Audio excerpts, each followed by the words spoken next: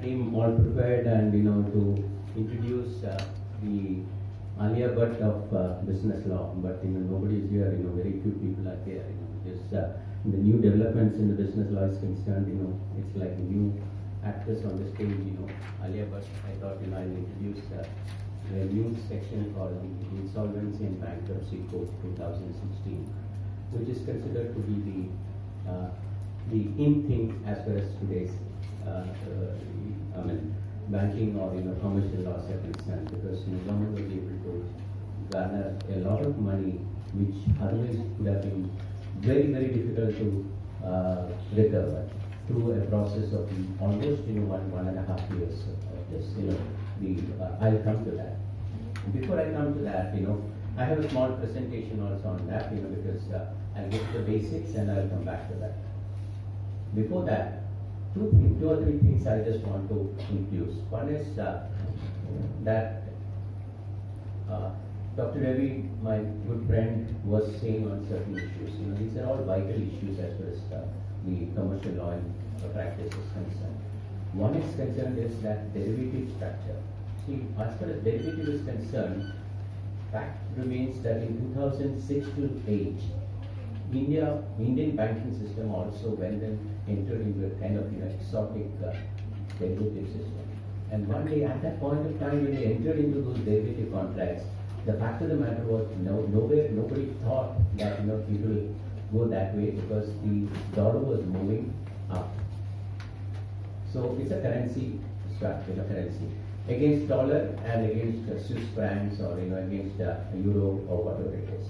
But ultimately, with the Lehman Brothers coming and US going into turmoil, the dollar went south, and therefore everybody created. It became a liability on those contracts with the other institutions. And banks, I'm not saying that banks were all decent in all those things, because they went and sold derivative product even to a coconut trader also, saying that you will get something of that. And I would say, I would not use the word induce, but they gave some kind of an upfront money to them, saying that today you entered into a contract and you're winning $1,000, and therefore that is credited to your account. So when it became, everybody said that derivative contract is not a valid contract, as Dr. Ravi said, it is a wavering contract. It cannot be enforced. It is illegal, void ab initio. So the first of the case is that I had the opportunity to work on it was Rajashri Sugars versus UTI Bank. At that point of time, my erstwhile institution where I worked was known as UTI Bank, and in 2007 we changed the name to Access Bank. So one of the fundamental things is, Dr. Ravi said about the other things, all wagering contracts are not bad, that he has explained too. But one of the fundamental things is, in that decision, the Honorable Madras High Court has said that it is a debt due under the definition of debt as defined into a 2D of the Surface Act or DRT Act, RBA Act. So that means it is an enforceable contract. When you owe a debt to me, and it is considered as a debt, I have means to recover that. Ultimately, even in Supreme Court, though they went in it, Supreme Court did not go into the merits of the case, because 99% of the cases got settled. So the decision of Rajashri Sugars is binding, and it says that derivative contract and any amount which is due from a client who has entered into a derivative contract with a bank is a debt which can be enforced by the bank. Okay. So second thing is that Dr. Ravi was telling about the regulations. I would say that a large amount of regulation is needed in our life or in any institutions. I'm a sufferer of that, because I started my career in an institution called UTI, which is a statutory corporation of 1964 under 63 Act.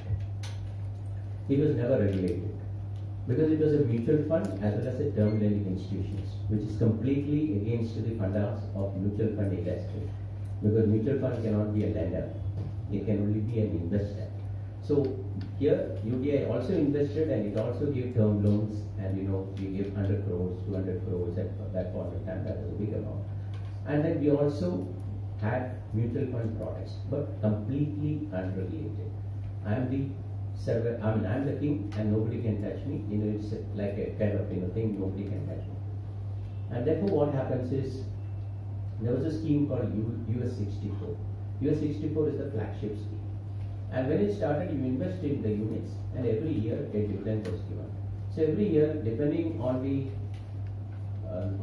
year-to-year basis, the UTI used to give dividends from starting from 6%, it went up to 20%, 22%. So it became the largest instrument in which people had faith, because your FD doesn't give that much of return. No kind of investment will not give any kind of return. And ultimately, it came to a scene where I am unable to pay that debt. I am unable to give that dividend, and one fine morning I stopped saying that this year I am not going to give you any kind of dividend. And then hell broke out and said that this is all right. Why? The reason is UPI was never ever regulated by any institution. And another mutual fund, one of the fundamentals of mutual fund is that you cannot transfer funds from one scheme to another. There, they used to transfer from one scheme to another because about 30 schemes were there. From one scheme to another, if I get 100 rupees in that and I'm short by 50 rupees in that, I'll put it there and I'll say I'll put it back. Accounts are manipulated, everything is by me. Nobody had the audacity to ask me. And therefore, no, that is it, And I was working there, I'm telling you. And therefore, in the year 2002, the UTI had to be repealed. That is, it has to be dissolved. And therefore, they created two things. The mutual fund business was sold to certain people and with a brand, and the other investments were sold to a special purpose vehicle or was vested in a special purpose vehicle called SUTI. And still holds that, SUTI still holds. And Axis Bank or UTI Bank as it was promoted by UTI Bank, UTI. And therefore, that's how it is. So regulation is needed.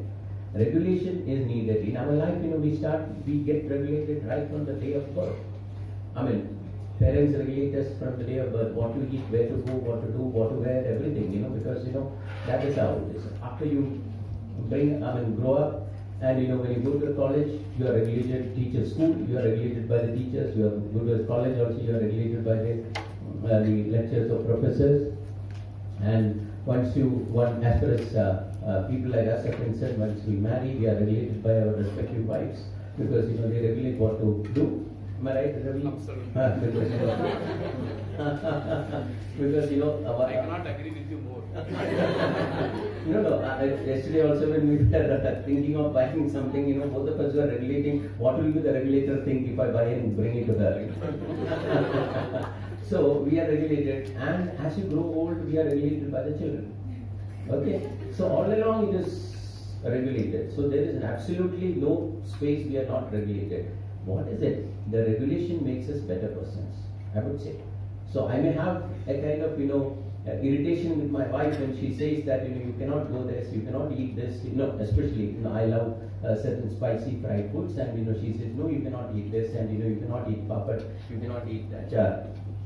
Sometimes I get worried, but ultimately if you think it, that regulation is good for me, good for my health, and therefore I'm normal. Okay, my BP doesn't go up, or my any other cholesterol doesn't come up. No, these are all necessary. So the regulation is necessary. So I'm telling you, the regulation is necessary. That is the reason in 2008, when the entire world went by in the banking industry, a strong regulator like RBI was in place in India, and therefore none of our banks went bust. Okay? And I have for 18 years dealt with the RBI. Sometimes you feel frustrated, but I salam and I salute them, because they are the best regulator I can ever available. Because if you go and ask them, can I write my name like this, they will say, put it in writing. They won't answer. Otherwise, they'll act like a puppet show. They will not give any answer orally, and after that they will give me a letter which will be as vague as it is, and refer to our circular this and refer to our circular this, and therefore we will be going round and round the mulberry bush, and ultimately we will either say, okay, we be conservative so that we don't get into the trouble of the regulator. And so regulation is necessary. SEBI has come in with regulations, and the best case what Ravi told is the Sahara's case. Sahara was pulling the system. Sahara was completely pulling the system. And Sahara, and whenever regulator issues a notice, what they do is, they just publish a one-page ad in the paper saying Bharat Mata Ki Jai, and then, as if, he is omnipotent, and, that is it. But ultimately, his cat was out of the bag, and, he had to spend time in Tihar jail, and still he is still paying. And therefore, I'm telling you, I mean, and therefore I feel that regulation is necessary in all lives and everything. And even though you may get frustrated at point of time, you have to have regulation. So SEBI is a good regulator. I do not know, but SEBI is regulating many things. And day before yesterday, also SEBI chairman wants more powers to inspect the books and then conduct raids. I would say, in a way, yes, it is necessary because there are so many shell companies and people who garner funds and go. And one thing is there is no difference as far as SEBI regulation is concerned between a private placement and a public placement of debentures. I mean, I would explain what is a public placement and what is a private placement. Private placement is something which is not for the public. It should be less than 50 people should be the subscribers, and it is to an information memorandum which I will write only to these people. It is like writing love letters only to certain people and not to be published in the paper. So if you publish in the paper and you get suitors, or like a marriage ad, you put it, then it becomes a public issue. So we say, even if that is the case, I have regulation. Where is it written that I don't have regulation? I cannot regulate. So regulators are necessary. And another point is that, do we need a common regulator where you need a regulator for company law, you need a regulator for banking, you need a regulator for insurance, you need a regulator for telecom, everything. But as we are all on the same page, because we said that it is not an easy thing that one regulator to do everything, because you need expertise, and that expertise comes from your experience of it. Expertise is something which you cannot find in the textbook and by reading in 2 hours time and saying that this is it. It has to be a practical experience, and banking is nothing but 75% of banking is practice and only 25% is law. That is only book which says banking is banking, law and practice. Nowhere in the law it says SEBI law and practice. It is banking is the only law which says, Cannon's book says banking, law and practice. So for example, can you find out any kind of law which says that you cannot sign a check in a red ink with a red ink? No, it's a practice. So that's why the cow story comes. Because the cow story comes is that it's by practice that it is an endorsable instrument, and therefore it has to be on a piece of paper, and that too have to now it has to have a microcode and all kinds of things, and in which you can enforce. So that is by practice. So practice is banking and practice is concerned. The other thing is that FRDA is concerned. FRDA was completely spoiled by what Dr. Ravi said is woofers. One who believes what comes in the WhatsApp is called a woofer. Anything which comes, tomorrow it comes, me, Gopalakrishnan is going to get married to Queen Elizabeth, believe. Okay? Because, I mean, at least, 10 people will believe it, okay. So this is something which anybody can create and anybody can send anything. You can find all kind of miracle medicines coming in the WhatsApp, for belly, reducing the belly fat to becoming thin and glowing skin and so many things you come. And because sometimes I am also fascinated because I just want to reduce my belly, and therefore I was thinking whether I can take that. But then I thought my head rules, because not the heart, the head rules, and therefore I think definitely I should be careful. And at this age, if I take something and if my kidney fails, then I will be permanently on the bed only. And then therefore it is better to have a little bit of belly rather than having no kidney. So this is what it says. So even today, what happens is what Dr. Ravi said is correct, because the insurance for any fixed deposit is only 1 lakh. Okay, up to 1 lakh only is promising. It's not like a bearer of the note which says, I promise to pay the bearer a sum of rupees 100 or 500 or 2000 which is given to you. But the fact is, but there is a silver lining. Don't get disappointed. The silver lining is that 99% the banks will not fail because RBI is there and RBI inspects, and if the banks are weak and if the financials are weak, they will ask forcefully to merge with another bank. Today, from tomorrow onward, the day after tomorrow onwards, 3 banks are going to merge. It's the force major: Dena Bank, Vijaya Bank, and Bank of Baroda.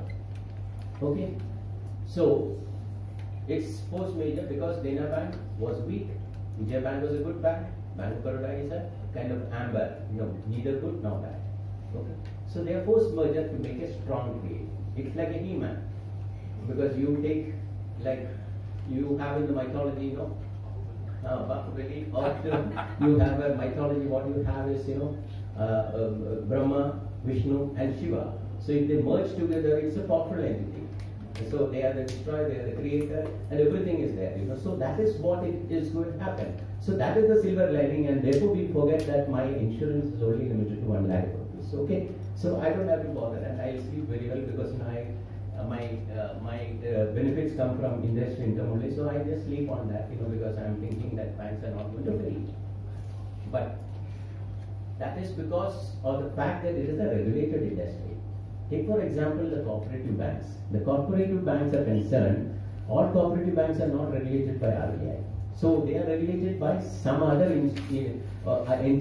So those entities, and when you have a cooperative bank which gives more percentage of rate of return, and when somebody or political people sit on the board, it's gone for a toss. So I have never invested 1 rupee, or I have never deposited 1 rupee in a cooperative bank, because I know that if I make that foolishness, then I have to blame myself for that. Then the other thing is that I'm just clarifying only. The other thing is that multiple regulator. Yes, you have to bear with it. For example, if I'm an independent director of a company, SEBI has power over me. Okay, MCA has power. That is Minister of Corporate Affairs has power over me. If I am a part of a board which has violated any of the sections of 149 of the Companies Act, then what happens is that SEBI can penalize me, and SEBI can even confiscate my wealth, which is happening in Ireland. See, they have confiscated a lot of this thing. So therefore, multiple are there. If I am an independent director of a bank, my regulator is RBI. RBI says RBI is the only person to find whether I am fit and proper. Not fit and proper in strong method, so not that I go there and show my muscles to say that I'm fit and proper. But what happens is I will only be thinking whether I have any kind of criminal cases against me, or whether I have been a part of some kind of a fraud or anything. So this is where the importance of regulation comes. Though at times we all feel that we want to be a free bird like the hippies of 70s. We want to be away. All chains has to be broken. But that's not good. A little bit of chaining is needed. This will make us much more important. And with this opening remarks, and I'm going to again a minute. Somebody? Yes, it's there.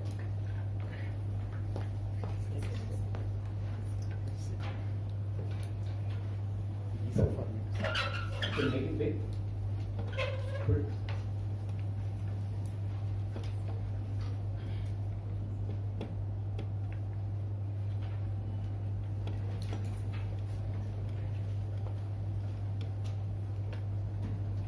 So even though on a lighter vein, I said that this is the in thing, and this is a really big thing, because Insolvency and Bankruptcy Code of 2016, and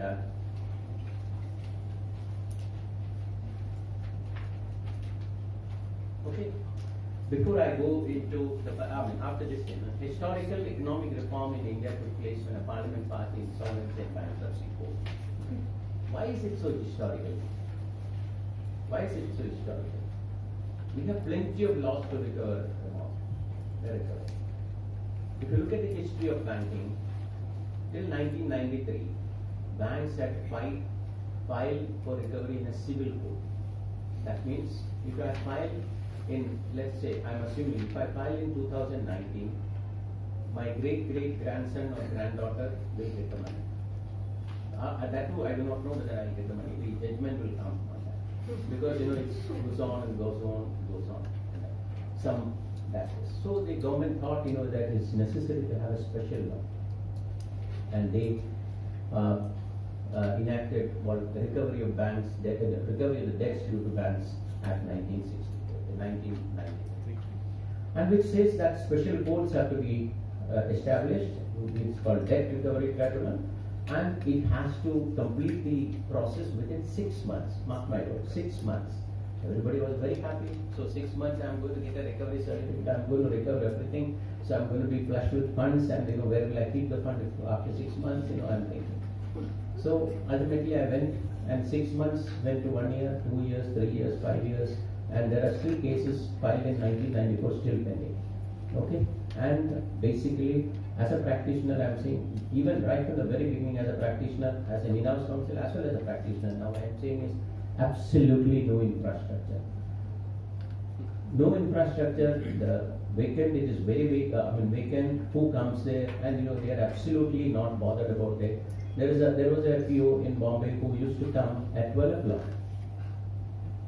12 o'clock, and with a big tiffin. And then he will go inside, and after coming, his main thing is to eat that. And by 1:30 only he will finish eating. Okay, and then he will call, and 3:30 he will go. Luckily he retired on February 15th. Okay.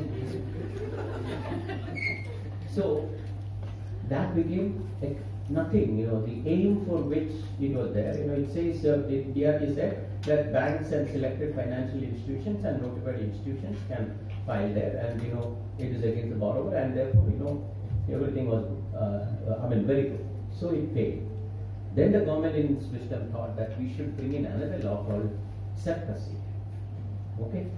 And Surrogacy Act, the put is that it is divided into 3 parts. It came in 2002. Imagine, within 9 years from the enactment of a special act to recover the NPAs, to tackle the non-performing asset, and another act was enacted called 2002. Surrogacy. It is 3 parts. One is, it paved the way for first time in India for establishment of asset reconstruction company. What is an asset reconstruction company? Asset reconstruction company is a company wherein the bank's non-performing assets will be purchased by these asset reconstruction company, and they will come out with a kind of resolution, and they have all the powers of the bank under the said act. So, a non-performing asset which is in my books as a bank, which is a non-performing asset, when it gets transferred to the asset reconstruction company, next to 5 years, it is a performing asset. It is classified as a performing asset in the ARC's book. So, they are not in a hurry to do that. 5 years I have, and they have the powers to issue security receipts, which is coming under Securities Contract Regulation Act, and it's a tradable security and blah blah blah things like that. And second thing is enforcement of by a secured creditor to enter upon, take possession, and sell the assets which is mortgaged or hypothecated to him without the intervention of the court. Mark my word, without the intervention of the court. Okay. So before I go into detail, the third portion was what?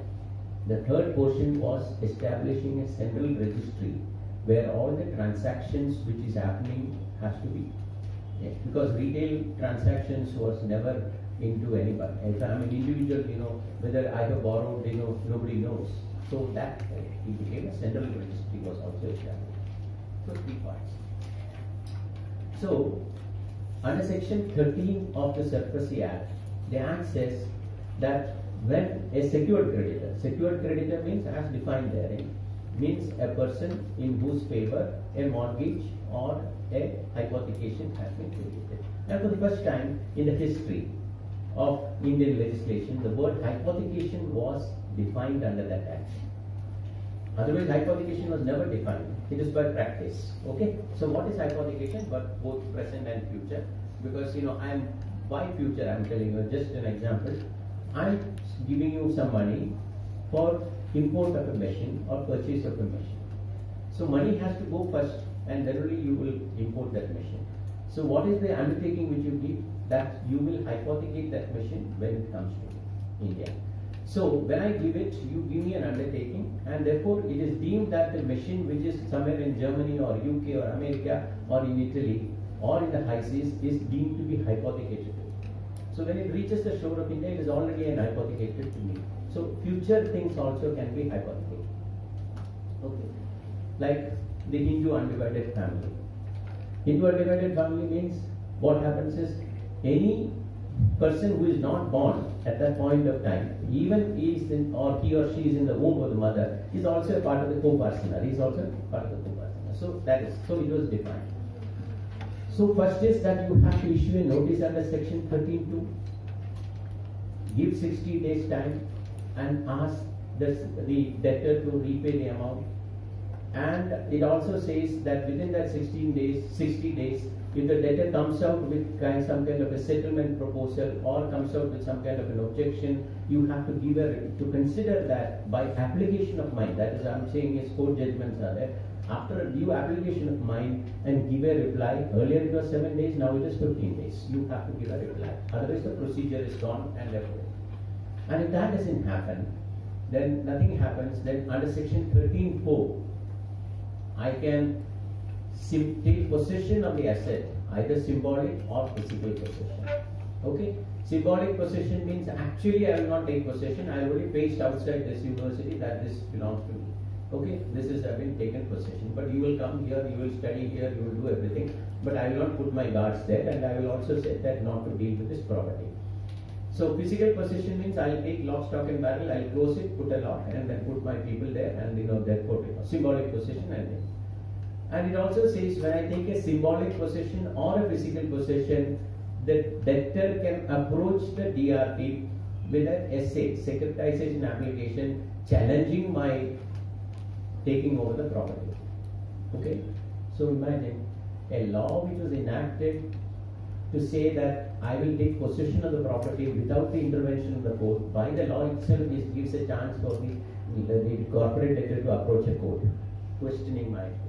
And once it goes there, it remains there for 6 months, 7 months, because even today I'm fighting a lot of cases. I'm representing the banks, and therefore I go there and So after that, if ultimately I'm going to take possession, and therefore what happens is that if I fear that for my life, if I come here, I'm saying that I want to take possession of this entire building, and therefore I come here and I feel that I'll be lynched because all the students are there and everybody is there, then I can approach the magistrate, district magistrate or a CJM court and file a petition under section 14 and asking him to give me help, and he will hear me. Certain judgment laws are there. He cannot question me, and then there are various other cases of which the major case is Harshvardhan Sonde's case, where he says that if there is a tenancy, the magistrate can decide on that, and he has to look into it.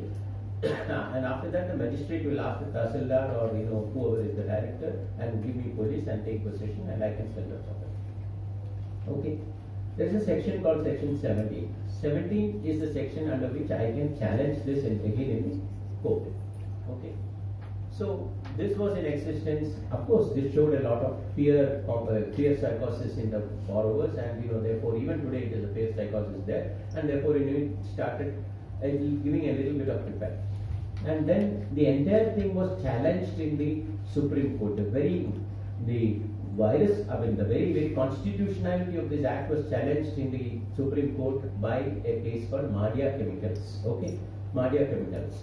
In the Madhya Chemicals, way back in, I think, if I remember, 2004 or 5, the Supreme Court said that the law is valid except one section, which is section 17. The section 17, as it stood then in the time of drafting or when it was passed, said if you want to file an appeal, you have to pay 75% of the outstanding dues. Okay? So therefore, if a borrower is going to pay 75% of the outstanding dues to me and filing an appeal, I will be very happy. I will close the file. Okay? Why should I take into all these things? So therefore, they said that is not correct, and that section was amended to say that it is left at the discretion of the DRT. Otherwise, the law is valid. And it also gives certain, as in India, I am telling you, in India, it gives certain exemptions under section 31. That is, says that an aeroplane cannot be attached by a surface yacht, a ship cannot be attached, certain personal properties, personal belongings cannot be attached, and above all, agriculture property cannot be attached. So everybody said that my house is an agriculture property. In the city of, I mean, personal experiences, I went to and affixed a notice in the city of, in the metropolitan city of Chennai. Next is Shelka office, and opposite side is Meenakshi Engineering College and everything. This is a vacant plot. I affixed and took photographs, and I was standing like this, very good, gave a nice photo, and therefore because evidence has to be there, and only one tree was there, so I had to attach that. And after that, after 3-4 days, I get a notice. He has challenged it, saying it is an agricultural property. And after 1 week, I went and saw that complete property is full of grass, which is now fed to the cows. It kind of, if I say in Malayalam or Tamil, it is called Kodamipul. So, so overnight they planted and said that it is an agriculture. So opposite is Shell's factory, and this is Meenakshi Engineering College. So I thought all the engineering students are studying for agriculture. So it went up to Supreme Court, and I should not say that the great Chief Justice of that time, Justice Gopalakrishnan, who hails from my own state, he passed a very complex order. Okay, but ultimately, and I had got offers for 20 crores for that land because it's in the heart of the city. The city develops, see, as you go. And if you look at Pune or if you look at Mumbai, all the agricultural lands are converted. The only thing is that there was no non-agriculture application of spending, so he went into it and it was settled. And no, I'm saying, so agriculture property doesn't come under the purview of it. And it also says, section 34 and 35 of that act says that you cannot, no civil court or any other court has any jurisdiction to stay all these proceedings. But today, every now and then, High Court, some writ is filed, and High Court will give some temporary injunction, and it will go some and goes. So, therefore, my intention in saying all these things is that ultimately, even that act failed. Okay? The desired effect, I would say it is failure, but the desired effect couldn't come.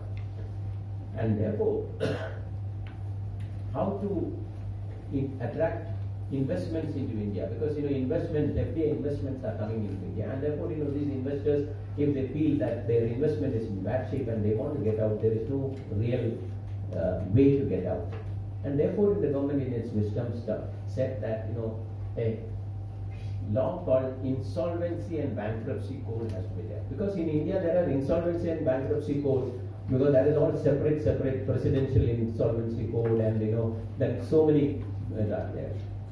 And in my official life, I have come across credit card dues are there.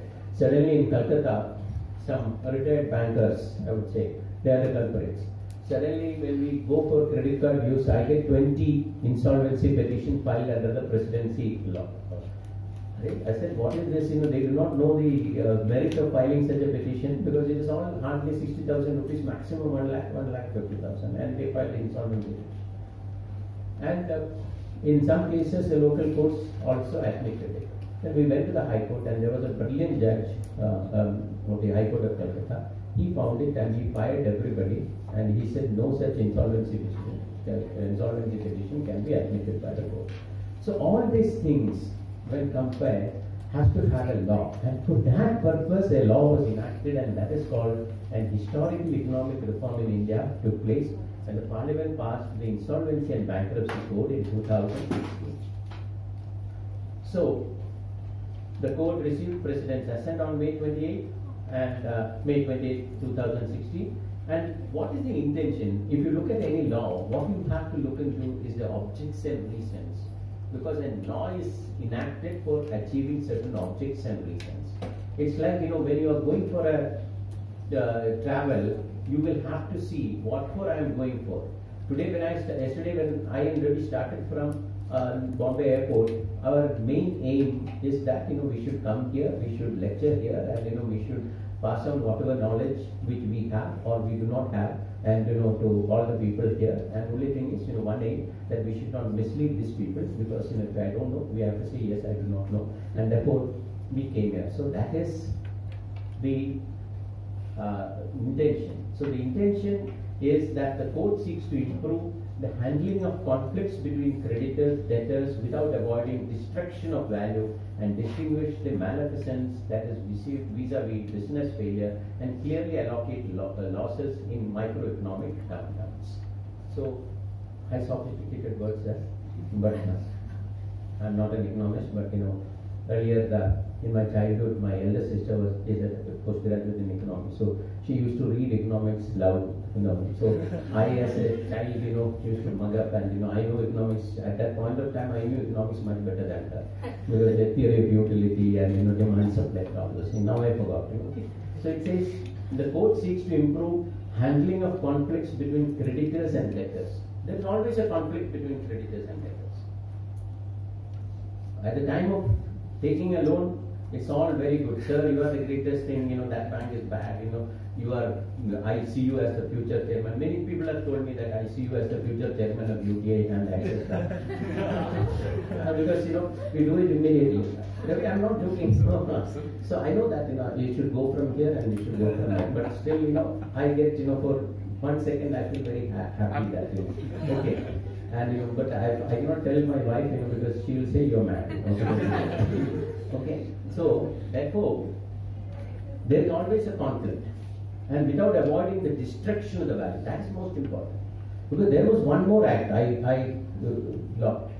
With all these things, in order to prevent the destruction of the value of the companies and for restructuring the companies, SICA was there, Sikh Industries Act was there. But that was the worst act enacted, and that was the most corrupt act. Because as a banker, when I'm filing a petition to recover my money in the DRT, the industry who is due, he will file a petition in the Sikh industry, and my case is tomorrow morning, and today evening 5 o'clock one Falco PM will come and hand it over a bunch of documents and say, sir, acknowledge kijiye. So acknowledge correct. We are pleased to inform you. That means, then there is a moratorium. I cannot, my entire case gets stuck there. That moratorium is there in this, but it is after admission. So, in this advance. So, he may be waiting downstairs in the latest CL class Mercedes, but I can't do anything. I'll have to look at okay. So, go ahead. So, that is what you want. So, the destruction of the value is not there. And then it never. So, SICA was also a failure. SICA was repealed. SICA was repealed, and this was failed. And destruction of value and distinguish the malfeasance vis-a-vis business failure and clearly allocate. So whether it is due to business loss or whether it is a willful thing. They say all these things, and see, bank, yesterday we were discussing also that economics plays a part in the, banking is nothing but economics, it has everything has a relationship. So this is how it was enacted. So need and objective. The recovery action by creditors either through the Contract Act or through special laws such as recovery debts due to banks and financials, which I explained. And as Ravi said, the entire business is contract, nothing but contract. Okay, everything is a contract. So I would say every law, everything in commercial things arises out of contract. It is nowhere in the Contract Act it is written that contract should be a written contract. It can be notable contract or deemed contract. When I say something to you, it is a deemed contract. And the securitization and reconstruction of financial assets, and though enacted with the intention to speed up the recovery process, had not met with the like Sikh industry, as I told, and no restructuring was done, nothing was done, and so laws dealing with individual insolvency. This also did not have everything there. We have multiple laws. Then Chapter 11 of the Bankruptcy Code of USA, like all legislations in India, made investors nervous. Because you have to deal with multiple things. And if I invest something, I'll never come out of this country, and therefore, why should I invest then? What's a great thing? So the objective of this law is to promote entrepreneurship, availability of credit, and balance the interest of all the stakeholders by consolidating and amending the laws relating to reorganization of insolvency resolution of the corporates, partnership firms, and individuals in a time-bound manner for maximization of the value assets. So two things are there. One is it covers everybody, corporates, partnerships, and individuals. And also a time-bound manner. Like all the laws, time-bound is there. And to a great extent, as on date, I can say that as on 30th March 2019, when I am standing here, it is time-bound manner, except one or two cases are there, we'll come to that, but time-bound manner, something is happening. And the law also aims to consolidate the existing laws relating to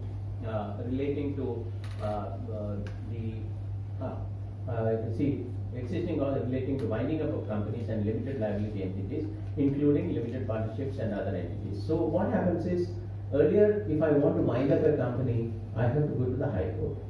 And High Court only had the power. Here it is, in this Act, what happens is, if a resolution is not happening within 180 days plus 90 days, that is 270 days, automatically under Section 31 it goes for winding up.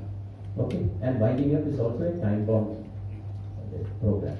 It cannot be, because in High Court, if I go and a company goes for winding up, who is the major beneficiary? The OL there. He sits for his entire life is made of that. He will sit for years and years and years. And he is very happy because he is a custodian for vast amount of assets. It is a big company and he makes a lot of money. Here it is not so. So that is another thing. So primary is that it is to consolidate all these things, time-bound resolution, to encourage resolution means that's the first. So before recovery, the first thing is to reconstruct or to consolidate. So many people here, even today, there is a complete lack of awareness as far as the creditors are concerned, be it financial creditors or operational creditors are concerned, to feel that NCLT is not a recovery court, but ultimately it is now functioning like a recovery court only. Because I have seen somebody coming and even filing that my salary of 1.5 lakhs of rupees is not paid, therefore the company has to be go under a resolution process.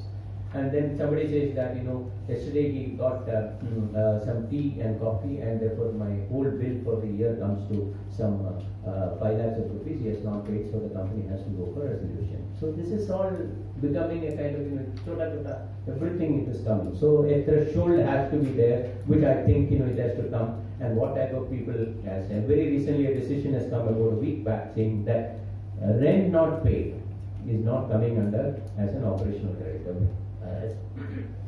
Whereas income tax and other statutory liabilities are operational creditors. Okay, so the law is evolving, and therefore over the years you will find more and more this thing. And one good thing is that thanks to Justice Nariman, Rohinton Nariman, he is writing very nice judgments, and he is passing very judgments which is very very encouraging as far as the law is concerned. We have come to some of his laws. Then creating infrastructure which can eradicate inefficiencies involved in the bankruptcy process by introducing special courts. National Company Law Tribunal. Okay, NCLT is the adjudicating authority. Who has to decide whether a company has to go in for liquidation or for resolution, and if resolution is not possible, whether it has to go for liquidation. Okay, so that is by a National Company Law Board, an adjudicating officer. Who is the adjudicating officer? It's either a division when there are two people sitting there. One is a judicial member, the other is a technical member, means he may be a chartered accountant, he may be a company secretary, he may be an MBA in finance, or who has specialized knowledge, or a single bench where he may be a judicial member only, because a technical member cannot be a single. And there is another person called insolvency professional. So who is going to resolve my problem? So therefore the government in this act, you create a set of people called insolvency professionals. What is the qualifications for that insolvency professional? Certain XYZ are there, but then you have to write an online exam. You have to apply for it, you go there and pass an online examination, and if you get 60%, then the IBBI will give you a certificate and a number, and you become an insolvency professional. So only you can do the process. So this exam is concerned. So though me and Ravi has serious differences about, we joined together to say that whether passing this examination will give the right to become an omnipotent, enlightened person to resolve all the problems. That's a big issue, because what happens is this insolvency professional may pass an examination, and after that, when the real thing comes to him, he may not have the expertise on finance, or he may not have the expertise on law, he may not have the expertise on an industry. If a iron and steel industry goes into resolution process, he should know the taxation, so he has to hire somebody. It involves a cost. And therefore he has to invite specialists for all these things. So that is, insolvency professionals are there. And information utilities. The biggest information utilities have now been enacted by the government, and that is also. So these are the three people who are involved in it. So now let's go into the applicability. One is a company incorporated under Companies Act 2060 or under the previous Companies Act. Okay. So the corporate debtor should be a company incorporated under Companies Act or under the previous Companies Act, or any other company governed by a special act for the time being in force, except so far as the provisions are not inconsistent with the provisions of said act. So very recently, when I was sitting in the NCLT, a question came because a sugar mill, a cooperative sugar mill, filed an operational credit as an operational creditor, filed a petition against a company, another company, saying that this much of amount is due. So the question is whether under the definition, whether a cooperative society or a sugar mill will come under. But ultimately it came because the word limited was there. So it's a limited liability, and therefore it surpasses into the realm of a limited liability company. Otherwise, if it was only a cooperative society, then it would not have come. I'm just saying that. Then an LLP. Then any such body incorporated under the law firm being forced as the central government. So central government, as in the says, in the previously review was saying 3 or 4 phrases in the law always confuses us. One is notwithstanding anything contained anywhere, and that means you will have to go into a spin. Then save and accept, or all kinds of. So here says government has the power to notify anybody, and very recently in this act, the most important notification was what? Have you been reading in the newspaper? Home buyers. Home buyers have attained the status of the financial creditor. That's a very wonderful thing, but I do not know. There are many complications on it. We'll come to that. Then personal guarantors and corporate debtors, partnership firms of proprietorships, individuals and personal guarantors. They can also come into this. Then who are the adjudicating authority? The NCLT. They will adjudicate on cases for companies and limited liability partnerships. Section 2 of the code has been amended to provide that it will apply to personal guarantors as the corporate guarantors as a category different from individuals. So earlier what happens is, before the amendment of this section 2, if I file against a corporate, debtor, and if there is a corporate guarantee or a personal guarantor, I have to go and file a separate proceedings in a separate court because jurisdiction will be separate. But this is amended. If this is pending, I can file a petition against them also in the same court. Okay. Then application for initiating the corporate insolvency resolution process, that is CIRP, against the personal guarantors of the corporate debtor will have to be filed before the NCLT and not in the DRT. Because under the scheme of things, if it is an individual, the right to proceed under this code is rest with the partnerships and individuals are concerned. That is not a limited liability partnership, normal partnership under 1932 Act, rest with the DRT. But if I am only a personal guarantor to a corporate debtor, and if I have given a personal guarantee, then my right is not before a DRT. I can be sued against in the same court. Okay, I hope I am clear on that. Then the Recovery Tribunal will adjudicate the individual partnership firms. It will be notified. This is where I have serious problems. I feel that again it will go for a toss, because that has to be written to the Finance Ministry to say that this act will be amended, and some other special single judge of the NCLT has to be given this power. Never give to DRT. DRT is flooded with cases, and they are not equipped with it, and they are not expertise in this, and therefore the people it will go for a toss anyway. Then the salient features. The insolvency regulator. There is a regulator created. Again, we were starting with a regulator. Wherever there is always you create a lot of insolvency professionals. Okay, a bunch of them are there, and many people pass the exam, but hardly 10% get the work and 90% doesn't get the work. The reason is if I'm a big corporate, I will always go for an insolvency professional who has been qualified and who is with the big four, that is the KPMG, PwC, or that kind of things. So he gets the most of the chunk because he is supposed to have get the help from the institution because he has financial expertise, that expertise, this expertise, and therefore everybody will go for the big names. It's like wearing a branded this thing or wearing a normal khadi. That is the difference. Okay.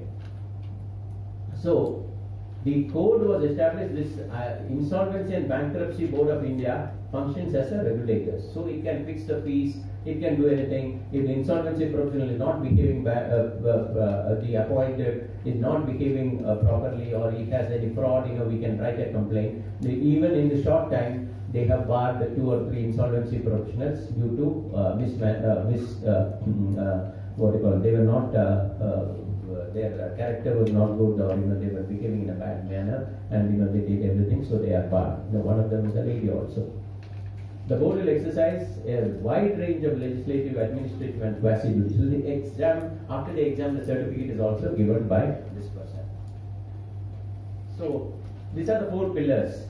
That is insolvency professional agencies, information utilities, adjudicating authority, the insolvency and bankruptcy board, and insolvency professional agencies and insolvency. So insolvency professional agencies can also, instead of an IRP being a single individual, you can appoint an agency also. But only thing is, under the IBB rule, out of the partnership, if it is a partnership or a company, 50% of the directors or there has to be qualified. Okay.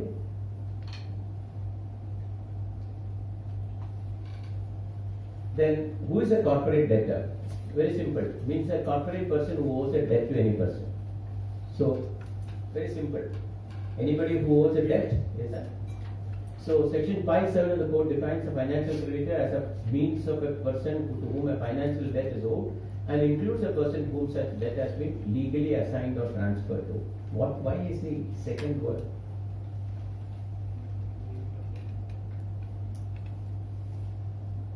Because just about 15 minutes back I said something. Surface Act allowed the creation of an ARC. So, if a bank like me has given 100 crores to somebody and I want a resolution process, and before that process I have transferred my right title and interest under section 5 of the Surface Act to an ARC, that ARC attains the same status. That is what it is, that we legally assigned. Not out of sheer will and love and affection, but legally assigned. Okay, so ARCs can also step in. Then the code defines an operational creditor as an operational creditor means a person to whom an operational debt is owed and includes any person to whom such debt has been legally assigned or transferred. The same thing. So this has undergone a lot of judge-made laws. Now it's evolved. Who is an operational debtor? I told whether a rent person who has not been paid rent is not an operational debtor, because I take a warehouse and I've gone for a tender, therefore I am unable to pay. He cannot go there because that is under special law. Whether another big issue is that certain chartered accountants has come to the NCLT with all kinds of things against big companies saying that I supplied certain things to you and it was agreed that you will issue me C forms. So if you issue C forms, the rate of tax prior to GST was 3% or 2% instead of what otherwise it would have been 10% or 14%. And after getting the goods, you never issued C forms, and therefore I had to pay an amount of 5 to 6 lakhs of rupees to the sales tax authorities because I couldn't produce C forms, and therefore the concessional rate was not given to me, and therefore there is an operational debt and you pay. I mean, what is this? It's all vicious circle. Everybody comes. As you said, that the more the technology is there, the more like hacking. So the more the technology, you put all kinds of firewalls, you get all those things. There are much more hackers, who can get into it. So these are all things, a person who, so it's an evolving law as to who is an operational debtor, whereas corporate debtor is very clear. Then a court provides that the stringent criteria for any debtor to be eligible to apply for a start fresh resolution. So under section, there are three sections, 7, 9, 7 and 8, and 9 and 10. What is 10? 10 means I am a company, and one fine morning I find that I am unable to pay my debts, and therefore I myself can go and file a petition saying that come on, my company is this, these are my debts and these are my assets.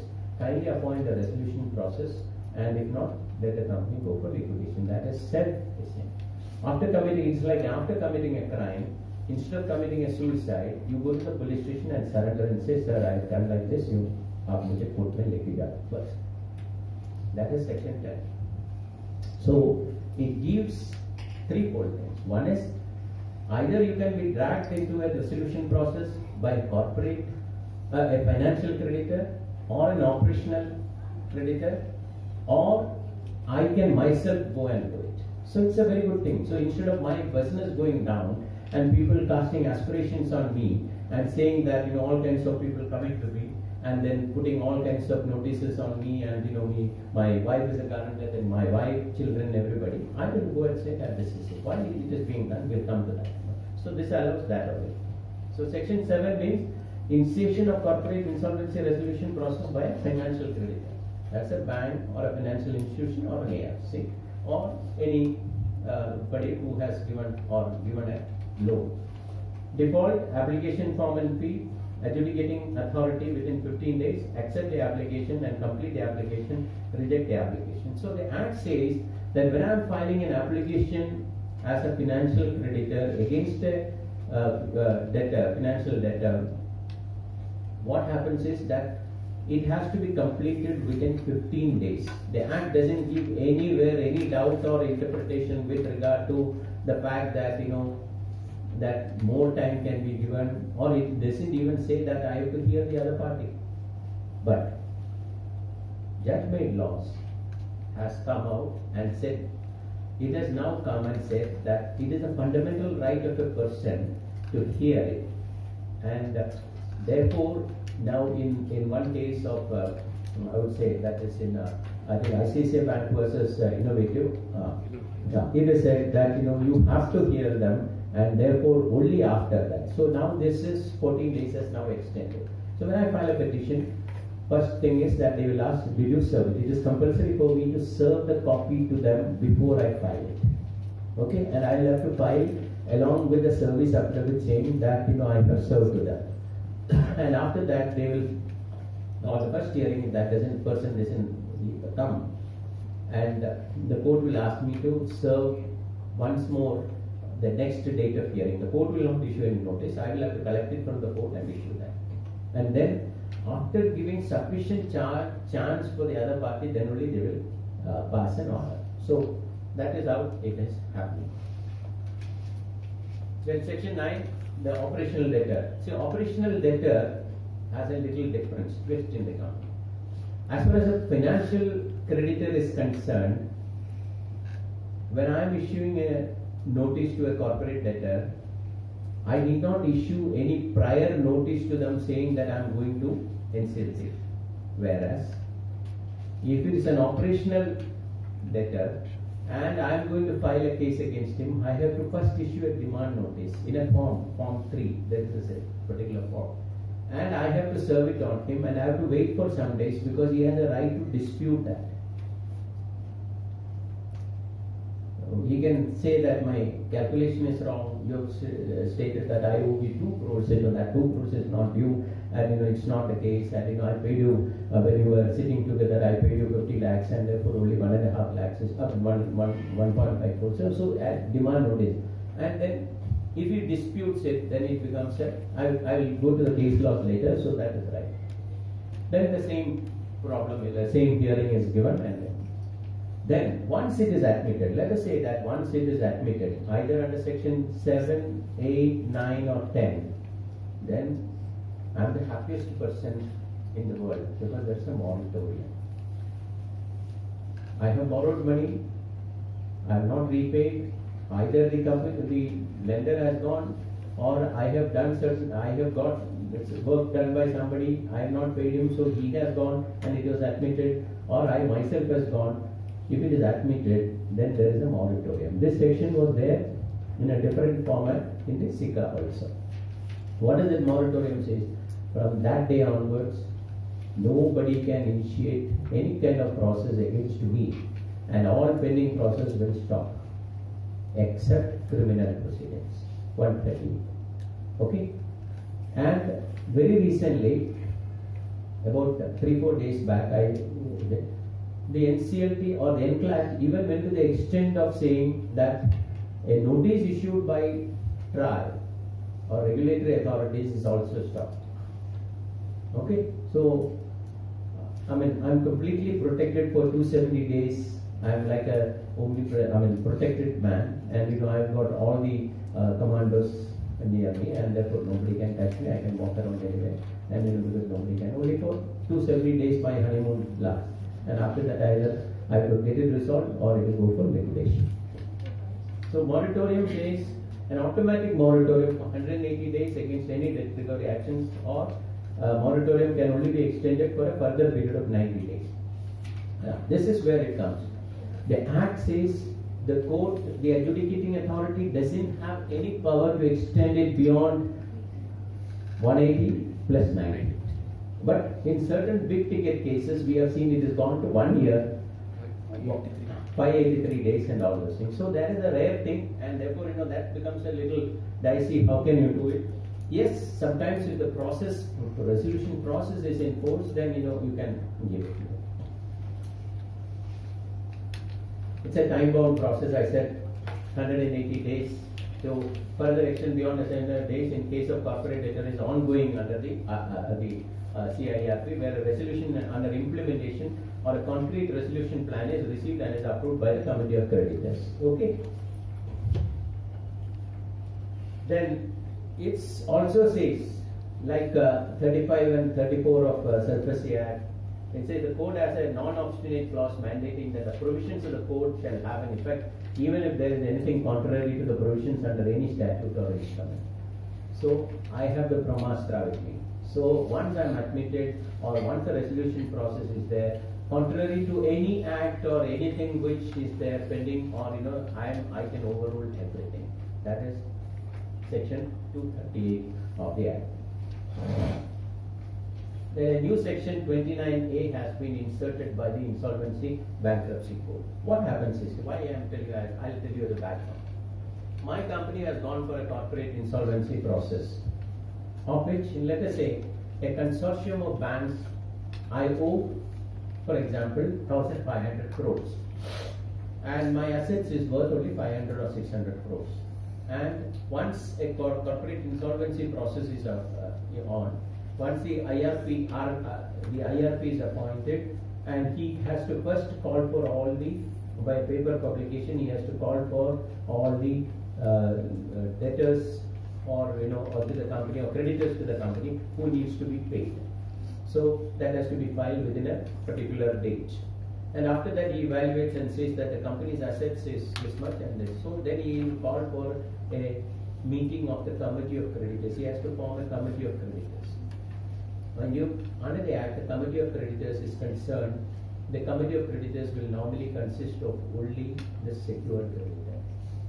The unsecured creditor has no say in that, okay? But we have a case, I will come to that, but the unsecured creditor has no say in that. So that becomes a little dicey. So anyway, that committee of creditors, once it is appointed, first thing is that IRP, interim resolution process, the professional is converted into a resolution professional. Okay? So he was only holding charge till the committee of creditors is there. Committee of creditors has to ratify his appointment, and they have a right to remove him also and appoint a third person. There are instances of like that. So after that is appointed, the entire process is done by the committee of creditors. And what does the committee of creditors say? These banks and financial institutions says, okay, after seeing everything, they owe us 1,500 crores. We will settle it and resolve it for 500 crores. Okay. So It's like the lion kills the prey and the wolf comes and eats it. Okay, so that's precisely what was happening. And therefore, the promoters of the company were very happy. So they will do is that they will set up a corporate resolution plan has to be submitted, called for in a notice, and another company will come and put up a corporate resolution plan and say that, I am ready to put in 500 crores and take all of the assets, and these 500 crores will be distributed to all of you, and therefore, salam, that is ends it, the divorce is over. That these companies, mostly the promoters' own companies or backed companies only come. So I have taken 1,500 crores and I am paying 500 crores only, and then again I am getting back all my assets, and therefore I'll get in another name. So this cat and mouse game was going on, and therefore the government in its wisdom introduced a section called 29A, which says that nobody who is directly or indirectly related to the promoter can file a corporate resolution plan. This came as a big shock to them, and they said, how can they say, and all kinds of things. I'm not a willful defaulter, it is by this thing, I have the expertise. And when we come to the constitutional validity of the act was questioned in a case law called Cis Ribbons Private Limited, and it has got all the answers for all these things. Okay. Okay. So acting in concert, again the definition of in the company law will come into this. So the resolution process is that insolvency resolution professional agents, insolvency professional comes, and insolvent entity, committee of creditors, and information, first information, and then the first information utility is National E-Governance Services. That is. So this is how the resolution. So when I am filing a petition, it is, though not mandatory, it is better that I propose a name of a professional, insolvency professional. So since I am in this field, very recently, maybe on Monday I will be filing a petition under Section 10 for a company. But when I asked for an quote from an insolvent resolution professional, the fact is, his quote was very interesting, really. I would say, first is a commitment fee. So where in the act it says that there is a commitment fee. Commitment fee is normally given when you ask for a loan to a company. The bank will say that you will have to see a commitment fee. The reason is, when I am giving you a sanction letter, normally now lenders, borrowers has they do is that take that sanction letter and go for bank shopping. They say, I got an approval for the same loan from S bank, and now I am going to the Y bank and saying that, see, can you better these terms? So in order to prevent that only, I am putting a commitment fee. That has to be paid before I issue. So in insolvency professional asking for a commitment fees, I just wrote bye-bye. That's it. Because I am going to ask the NCLT to name somebody, because he's in that stage, so I'm filing a Section 10 petition, so I don't want that. So this is how, that is the board comes into power. I can complain to the board because they cannot ask a commitment fee. What is the commitment fee? The adjudicating authority may or may not accept my petition, or adjudicating authority may not like this person and say this fellow is not fit to rule. We are suggesting somebody. So why should I spend some? He's asking about 5% of the total fees he has charged us. I'm telling you. Then I told you, after he is appointed, 60% of the committee of creditors has to ratify, and then he becomes RB, permanent. So he will be on first time he will be on a temporary basis, and depending on his behavior, he will be made permanent by 60% of the people. So he has vast powers. Under Section 18 of the Act, he has vast powers. Anything and everything he can take possession. Okay? That is, the management and affairs of the corporate debtors shall be vested within the board ceases. The powers of the board and board of directors shall be suspended and shall be exercised by the interim resolution professional. The officers and managers of the corporate debtors shall report to him. So he becomes virtually the owner for 270 days. He runs the company. So so he also has an immunity from any prosecution or any liability for doing anything omitted to be done in good faith. So otherwise, nobody will become an insolvency person. Then there was a second amendment. Home buyers are now recognized as financial creditors. The recognition would give them the due representation in the committee of creditors and would also enable them to initiate corporate insolvency resolution process under Section 7 of the Insolvency Procedure. What is the background for this? Somewhere in Gurugram, or now it is Goregaon, Gurugram. What happened is, one JSW has a big project, and wherein, I think, anybody who, they have booked in that, because it's a big project, and, nothing came up and he vanished, and therefore, most of the people are trapped. So they went to the Supreme Court and asked, and then Supreme Court, in its wisdom after hearing, said that, this is a case, and then therefore, they have to have a say. And Government of India, seizing this opportunity, because it's an old bank, let me tell you, common man, immediately amended by way of notification, saying that home buyers are also financial creditors. But my big question is that, I'm still in doubt. When I'm a home buyer, out of 100 home buyers, if you take, in my experience, 95 home buyers will take loan from other banks. Okay? Only 5 people will invest their own money in full. Even if I have full money, I will not put all my money to buy a house. I will go for a loan. The reason is, I get major tax deductions and I'll get a spread of 30 years or 20 years depending on my age or the age of the borrower to pay back. What is the guarantee which you are giving to that bank which gives you a loan? The mortgage of this property. Okay? So in reality, who has the real right over that? The bank. But that bank is left aside. Double money for home buyer. It's like, I think, I don't remember the entire thing. In WhatsApp, it came that somebody went to a hotel and said that I want a room and, I want to see the room.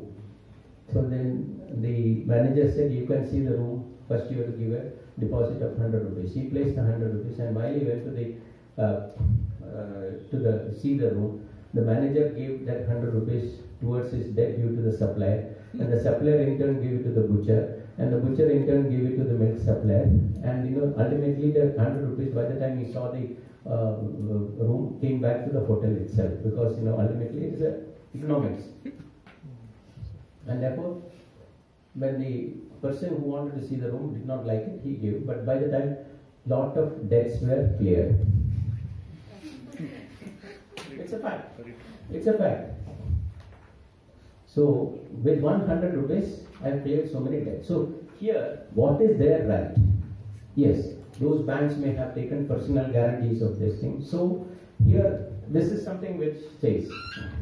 And so, it also says, MSMEs does not qualify the promoter from bidding his enterprise undergoing. So, Section 29 says that you cannot, but as far as MSME is concerned, he can bid for it.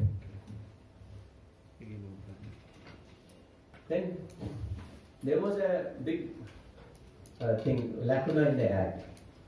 It is like, what do you call it? Chakravyuh or Padmavyuh? Padmavyuh. Chakravyuh. Abhimanyu went inside, he cannot come out. So I went for a corporate insolvency resolution process against my borrower. After that, I coolly settled it with my borrower. But I cannot come out. So the borrower cried, my God, I paid you, everything is there, still, I'm not getting back this thing. So they used to go all the way to the Supreme Court, and under Article 142, the extraordinary jurisdiction of the Supreme Court was invoked, and they were asked to get out of the insolvency process. So this became a big issue. Then, therefore, the government amended the Act, and then Section 12A says that the court now permits withdrawal of the application after admission. Such withdrawal would be permissible only with the approval of the Committee of Creditors, and 90% of the voting share, and further such withdrawal will be only permissible before publication of notice of expression of interest. Expression of interest is calling for a resolution. Okay, so with a view to encourage resolution opposed to liquidation, the voting threshold has been brought down to 66% from 75%. Even under the Surface Act also was 75%, and therefore it is now reduced to 75%. So this section 12A allows the withdrawal of a process initiated by me in the NCLT, provided I settle with her, subject to these conditions. Then now, with this I am saying the case laws. So the constitutional validity of this act, as usual in any act, India has plenty of lawyers, and we have a large number of lawyers and large number of yesterday also Supreme Court has made 37 people as senior lawyers, and I think somehow maybe you and I missed out on that. Okay, next time we'll have good luck. Okay, so the constitutional validity was challenged, and constitutional validity was challenged on various counts. I'll tell you. One is the petitioner was Swiss Ribbons Private Limited. What was it? They said that the act is discriminatory because operational creditor is treated differently, and the financial creditor is treated differently, and therefore the act is discriminatory on that count. Okay, so various grounds were enacted. So I think in that I need to read out certain paras of the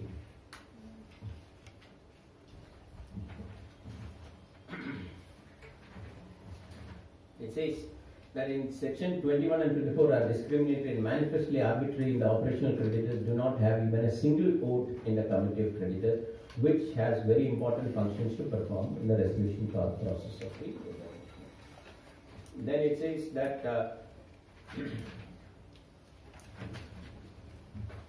29A was also challenged. 29A was also challenged, saying that I am not a willful defaulter and all those things. So ultimately, Supreme Court brushed aside everything and said that there is nothing discriminatory in this act, because as far as a financial creditor is concerned, it is a large chunk and it is a business. As far as an operational creditor is concerned, it is only small amount, and it is not so there is nothing in that. And 29A is concerned, Justice Nariman has written very nicely, saying that that is also not discriminatory, because it provides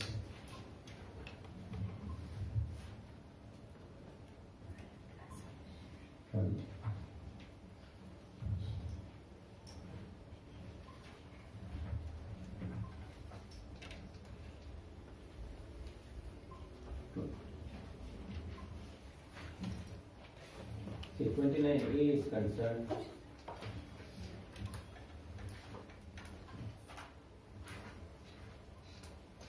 Only thing is, it is not retrospective in operation, because it's something which is done prior to that enactment. So Justice Nariman has very clearly stated that it is not the objection by the petitioners was countered by the learned Attorney General and Solicitor General, stating that the various clauses of Section 29A would show that a person need not be a criminal in order to be kept out of the resolution process.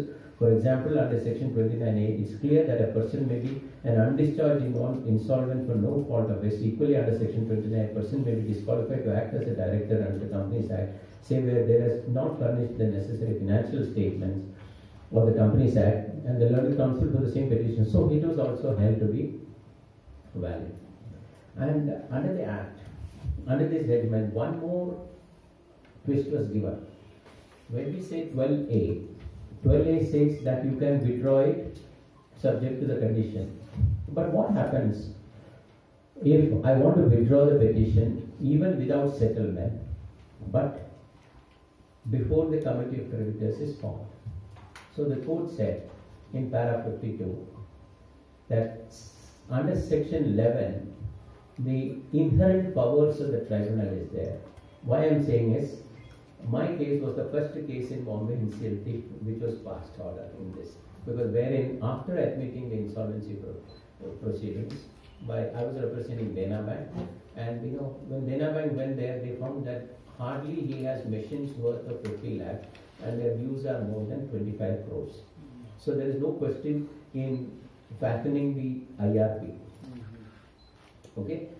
So, like in old Victorian era, lawyers get patent, because by fighting cases, even today also.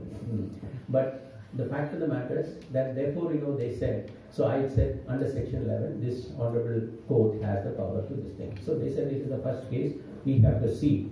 And then they passed an order. So it says, it's clear, 52 I'm reading. It's clear that the court gets triggered by the admission of a creditor's petition under section 7 to 9. And the proceeding is that before the adjudicating authority, being a collective proceeding, is a proceeding in rem. And being a proceeding in rem, it is necessary that the body to which is to oversee the resolution process must be consulted. That is the committee of creditors. Before any individual corporate creditor, debtor is allowed to settle his claim. A question arises as to what is to happen before the committee of creditors is constituted. As per the timeline specified, a committee of creditors can be appointed within 30 days from the resolution process. We make it clear that at any stage of the committee of creditors is not yet constituted, the party can approach the NCLT directly with the tribunal may, in exercise of its inherent powers under Rule 11 of the NCLT rules, allow or disallow an application for withdrawal or settlement. This will be decided after hearing all the concerned parties and considering the relevant factors of the case. So, if a committee of creditors is not formed, which has to be formed 30 days from the date of admission, and before that, if I want to withdraw, notwithstanding a settlement, 12A speaks about a settlement. Here, no settlement. I can withdraw. So,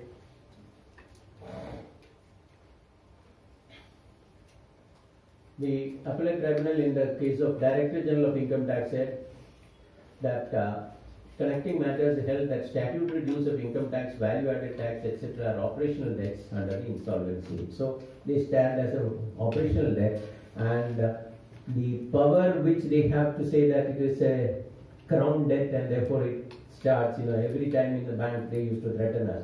We used to sell a property and they will issue a notice and say that so much of due is there. Now they are only operational debtors and therefore they don't even have a power in the.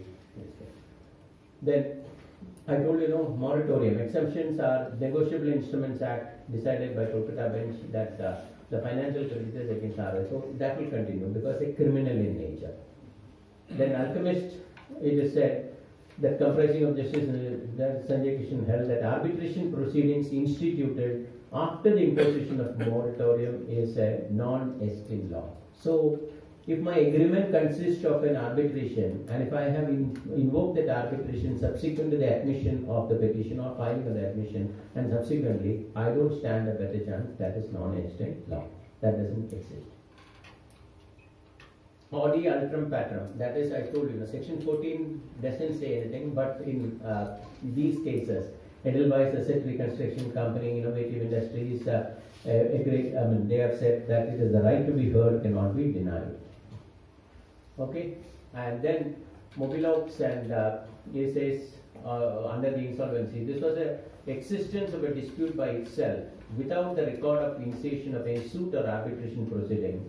In relation to it is sufficient to make the application for insolvency resolution at the instance of the operational creditor unsustainable. So, existence of a dispute has to be simply when I issue a notice, you write to me and say that I dispute it is not there. You must have taken certain action. Right from the very beginning, you should have raised a dispute because I am sending you a notice as per the statute at the last moment. At that point of time, you cannot raise a dispute. There should be some kind of a letter, email wherein I have to say. Otherwise, everybody will dispute. If I issue a letter, everybody will dispute. Then, section 8.2 has to be understood disjunctively, construing as and or as the court proceed to examine to the ambit. Because, if it's an interpretation of whether, and or, it has to be treated as or only. That is what it says. It was held that the adjudicating authority need to satisfy itself that plausible dispute existence without going to examine whether they're likely to succeed or not. So this is what I am saying, 80 days, 30 days, and verification of the claim resolution plan, and all those things, that is not it. Then comes the liquidation process. So if the corporate resolution plan is rejected, not approved, then time bound, it has to be the current regime, the recognition and winding of the corporate debtors are dealt under separate laws, and therefore the liquidator shall have the powers of the court. The same thing. The liquidator has wide powers, he can sell, call for everything, and he even has a recent judgment says that he even has the right to sell the company as a running concern, as a going concern. He need not rip me off and sell the assets, he can sell it as a running concern. That is also a time bound. The rule that use of a provident fund, pension and gratuity do not form the asset of the company. Okay? If I have provided to in my accounts a gratuity which is payable to my employees, let's say that cannot be used to pay off the secured creditor, that has to be separately kept. So, if I owe 1,000 crores to somebody and I have a gratuity fund of 20 crores or 30 crores, that 20 crores will not form a part of the resolution process. As simple as that. Statistics is very good, lots of, I will read out the statistics as written as on the date of January. See, we are happy to note that the working of the code, the flow of financial resources for the commercial sector in India has increased exceptionally, exponentially, as a result of financial debts being repaid. Approximately 3,300 cases has been disposed of by the adjudicating authorities, and over a sum of 1,20,390 crores has been recovered, or recovered means resolved. And 80 cases have since been resolved and the resolution plans being accepted, and liquidation has been yielding 29,788 crores, and the amount realized from the resolution process is in the region of 60,000 crores, which is over 202% of the liquidation value.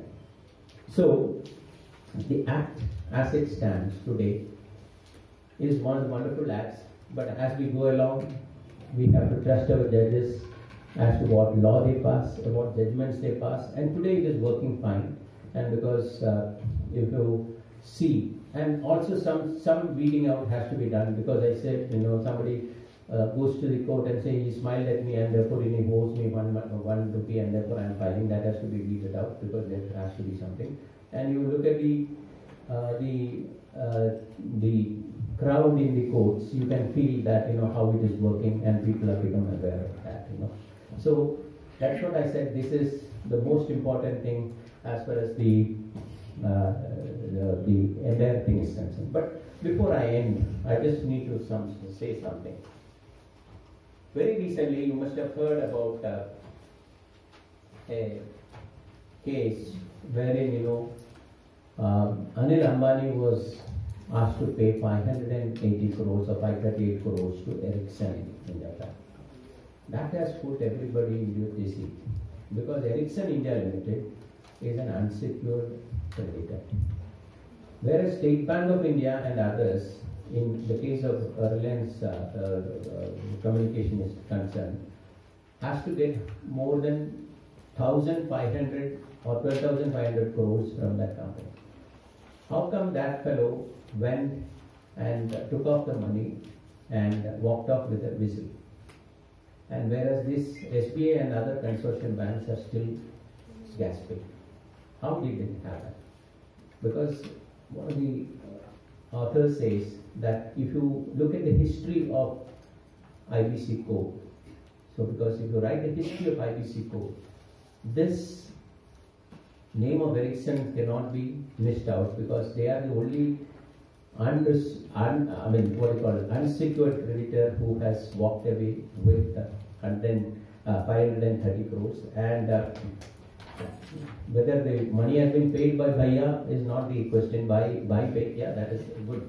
But the question is, the situation also arises, the questions about the assessment carried out by the banks before dispersing the loans to the tune of 46,000 crores. Sorry, I stand corrected, to the Reliance Group. So, what happens is that State Bank of India and consortium banks went and filed an NCLT petition before the NCLT, adjudicated, under Section 7. That was admitted. And Anil Ambani challenged that before the NCLAT. Okay?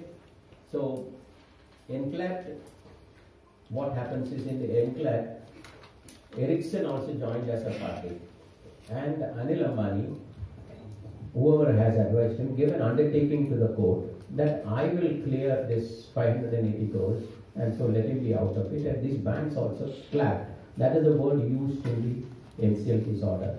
The banks also clapped with Anil Ambani and said that we have no objection. And after giving this undertaking, and they never paid it. So they went to Supreme Court and filed a contempt petition. And the contempt petition, they found that Anil Ambani took an argument that it is the company who has agreed to pay. The company doesn't have the money, and therefore I cannot be held liable. But the undertaking was given by him personally. And they said that there is a clear contempt. If you want to be out of the jail for 3 months, you have to pay within days. So that is, Ericsson would have stood in the last in the queue of insolvency process, recovered almost 50% of the dues. Meanwhile, what is the status of the banks which have pressed to stay of insolvency proceedings against Reliance on the ground that they have reached an agreement? They also went to the court and said that we have reached an agreement. So last week, the bankers drew the ire from NCLAT. You, SBI, have failed. The joint forum of lenders has failed. No sale took place. You clapped with our firm and claimed that you would recover an amount of 57,000 crores from the sale of Jio. You cited losses of crores per day and you failed and now will seek to recover 260 crores. The sharp rebuke came from the bench consisting of application by Reliance. And NCLT also asked, NCLAT also asked, the proceedings against them should not be initiated for misleading the tribunal by giving a golden outlook. The bank said that, our firm is going to come up like a phoenix and, all this. So, ultimately, when a history of early years of the insolvency code in 2016 is written, Ericsson's lawyers will deserve glowing mention for an unsecured creditor to walk away with a 48% recovery of its claim, and secured lenders wait patiently to sell the spectrum, redevelop and land assets and pay nothing. This shows that the Swedish firm played its cards very well. So, the Act says something, but in practical sense, something happened. So what I am wanting to say is that every decision which we take, every advice which we take, an impulsive advice is very difficult. And as a result of an impulsive advice, you are in trouble. So this is a sum total of the, I would say, when I started saying we have today the recent developments in business law. So that is what I said, because it's a young crowd, I said, the Alia Bhatt of business law, that is what I introduced, because that is what I said, because this is the new law which has come and which is yielding results. So this is the sum total of this, and there is a great future for all these things. And then one more thing, before I end this thing. One thing which all of you lawyers and all of us, including me, and including Ravi, has to do is that we are facing a very big threat. Understand? Ravi was saying about specialization. Specialization is concerned, we said that 9 people sat against 2 of them. If you go to a big law firm, because I am now involved in a settlement of a matter which is mismanagement and operation by 2 brothers, and we are fighting. I am representing 1 brother in Calcutta NCLT. Now they have found an NCLT in Odisha, so Cuttack, so it will be transferred to Cuttack. When we were discussing, representing them was Cyril Amarchand Mangaldas. So like this, he came with almost 7 people. One is a tax expert, one is this, because settlement proposed, they wanted to know how the tax will go. Whether it is applicable or not, that's not the question. So even the law firms in India have also started this kind of a specialization. But in court, what they want is that it is a way of increasing their revenue. Because if you go to any Bombay lawyer and say that I want to file a petition in this, So you know that you are a good case. But that law firm will say, do one thing. So retired justice so and so are sitting idle. So what we will do is that they will not say, we'll get a legal opinion from justice so and so. So legal opinion. He will write some 5 pages, I have to give 10 lakhs to him. So ultimately, legal opinions are only opinions, because that is not a binding income. So expertise and specialization has come into it, because in each law firm there is one for tax, one for that, one for mergers, and one for that. Everything has come. So it's a money-making thing. But apart from the threat which we are facing is that I wanted to take a special session on this is artificial intelligence. Because I'm a student of artificial intelligence even today, because many of the seminars I was able to speak on that. Artificial intelligence is going to threat. It's going to be a threat to all of us. That is going to lose about 60% of the mundane jobs in India or across the world. Okay? Artificial intelligence comes, and therefore certain jobs which normally like us, or if I want to see a problem, and I can tell the artificial intelligence, and it will come back and say, yes, Mr. Gopalakrishnan, this case is concerned, this is it. So artificial intelligence is going to take away much of them. So we have to be much more one step ahead of this artificial intelligence. We will create it. But ultimately it is like Basmasura, we come back on us. In America and all, it has come. Because I'm told that America, one of the biggest divorce lawyers is a robot. Okay? So it gives advice. So artificial intelligence is something which we need to be taking care of it. And I think, with this, I'm not boring much of it. So thank you very much for giving me an opportunity to come here and talk. And I hope I was able to impart something. I'm always available for all of you. Thank you very much. Thank you, sir. Thank you for inviting me. Thank you.